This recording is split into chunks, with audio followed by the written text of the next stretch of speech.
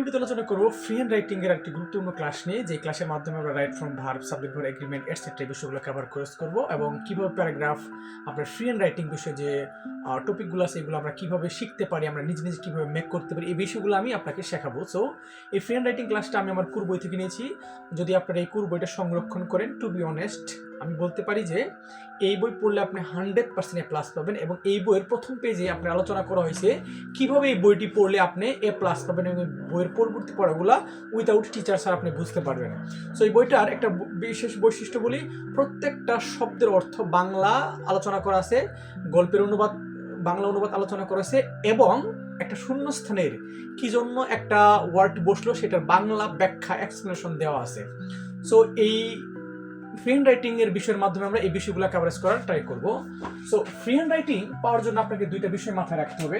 For example ধরেন school, school মানে কি বিদ্যালয়, বিদ্যালয়।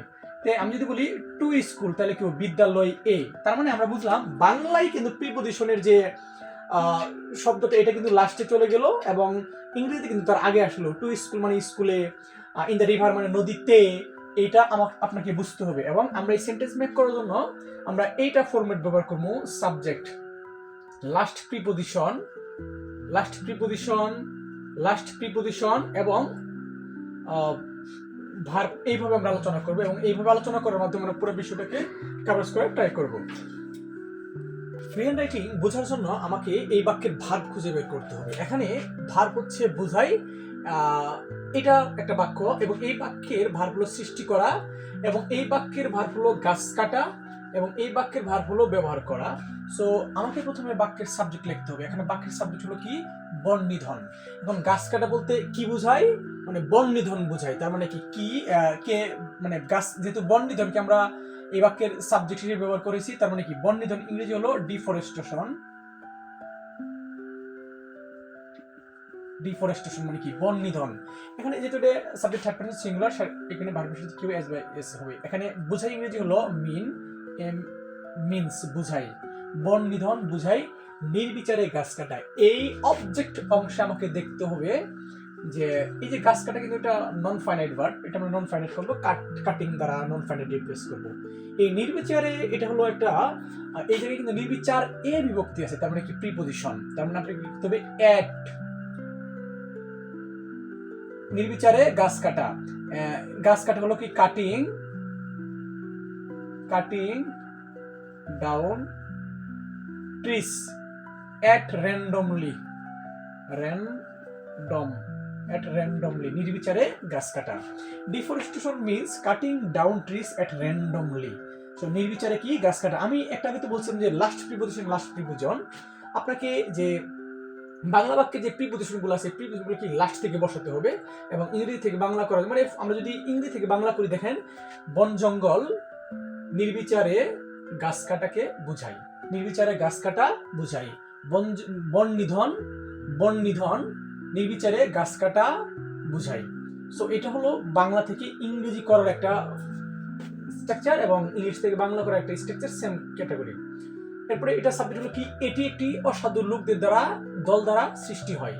এই বাক্যের সাবজেক্ট কিন্তু এটি, যদি বলে কি সৃষ্টি হয়, এটি সৃষ্টি হয়। এটি সৃষ্টি বলতে কি ইট, যেহেতু এটা ডিফরেস্টেশনকে নির্দেশ করছে, সাবজেক্ট থার্ড পারসন সিঙ্গুলার এবং যেহেতু বস্তুবাচক এটা আমরা কি ব্যবহার করতে পারি, ইট ব্যবহার করতে পারি। এখন প্রশ্ন হচ্ছে যে সাবজেক্টের স্থলে যেহেতু ইট আসছে, তার মানে আমাকে বুঝতে হবে যে এটা অ্যাক্টিভ না প্যাসিভ। এখন সৃষ্টি করা হয়, এটা সৃষ্টি কে করে, লোকদের দ্বারা, লোকদের দ্বারা। এখানে কিন্তু সাবজেক্টের স্থলে কিন্তু এই লোকরা বসে নেই, সো এখানে কি প্যাসিভ ফর্ম। আর বাংলা প্যাসিভ ফর্ম চেনার উপায় হলো কি ক্রিয়া প্লাস হয়, তাহলে এটা প্রেজেন্ট ইনডিফিনিটের প্যাসিভ, ক্রিয়া প্লাস হয় মানে কি প্রেজেন্ট ইনডিফিনিটের প্যাসিভ। আর প্রেজেন্ট ইনডিফিনিটের প্যাসিভ হলো কি am is are verb 3, am is are verb 3, causes, C A U S E D, caused, ইহা সৃষ্টি হয়। কজেস্ট মানে কি ইট ইজ কজেস্ট, ইহা সৃষ্টি হয় অসাধু লোকদের দ্বারা, মানে এই যে বাই, যেহেতু প্রিপজিশন বাই, অসাধু লোক, অসাধু লোক হলো এ একদল, a group, a group dishonest people, dishonest people মানে এটি একদল অসাধু লোক দ্বারা, একদল অসাধু লোক দ্বারা এটা সৃষ্টি করা হয়। সো এরপরে বলছে যে তারা, এখানে তারা বলতে কি বোঝানো হয়েছে, এই প্রোনাউন রেফারেন্সটা আমরা যদি প্রোনাউন রেফারেন্স হিসেব করি তাহলে এটা এই যে একদল লোককে বোঝানো হয়েছে, মূলত লোককে বোঝানো হয়েছে, একদল লোক। সো এটা আমরা দেখবো যে তারা মানে কি, দে, তারা লাভের উদ্দেশ্যে গাছ কাটে, লাভের উদ্দেশ্যে কি গাছ কাটে। এখন আমরা যদি বলি যে গাছ কাটে ইংরেজি হলো কি, দে কাট ট্রিস, ট্রিস, তারা কি গাছ কাটে লাভের উদ্দেশ্যে। টু মেক, যেহেতু এটা উদ্দেশ্য বোঝাইছে, ফলাফল বোঝাইছে, তার মানে কি টু মেক কি প্রফিট, তারা কি লাভের উদ্দেশ্যে কে গাছ কাটে। এখন এই বাক্যে আমরা যদি ভার্ব হিসেব করি কি ব্যবহার করে, এখন কে ব্যবহার করে, আরো সাধারণ লোক। তাহলে আমরা যদি বলি যে সাধারণ লোক এর ইংরেজি হলো কি, এখানে বুঝতে হবে আপনাকে এডজেক্টিভ কোনটা, অ্যাডভার্ব কোনটা, আর হলো আপনার নাউন কোনটা। কিন্তু সাধারণ লোক হলো কি, এটা হলো এডজেক্টিভ, অর্ডিনারি পিপল, আর ইংরেজি হলো কি অলসো, অর্ডিনারি পিপল অলসো, আরো সাধারণ লোকজন জ্বালানি এবং আসবাবপত্র হিসাবে গাছকে ব্যবহার করে ইংরেজি হলো ইউজ। যেহেতু এটা সাবজেক্ট থার্ড পারসন প্লুরাল, এখানে ভার্ব সাথে অ্যাজ বাই এস যুক্ত হবে না। ব্যবহার করে কি জ্বালানি এবং আসবাবপত্র হিসাবে গাছকে ব্যবহার করে, কাকে ব্যবহার করে, গাছকে ব্যবহার করে, মানে কি ইউজ ট্রিস, গাছকে ব্যবহার করে। অ্যাজ জ্বালানি ইংরেজি হলো কি ফয়েল, অ্যান্ড ফার্নিচার। সো তারা জ্বালানি এবং আসবাবপত্র হিসেবে গাছকে কি ব্যবহার করে। আশা করি আপনার ফ্রি রাইটিং ক্লাসটা ভালো লেগেছে। যদি ভালো লাগে অবশ্যই লাইক, কমেন্ট, শেয়ার এবং সাবস্ক্রাইব করতে ভুলবেন না। Thank you very much.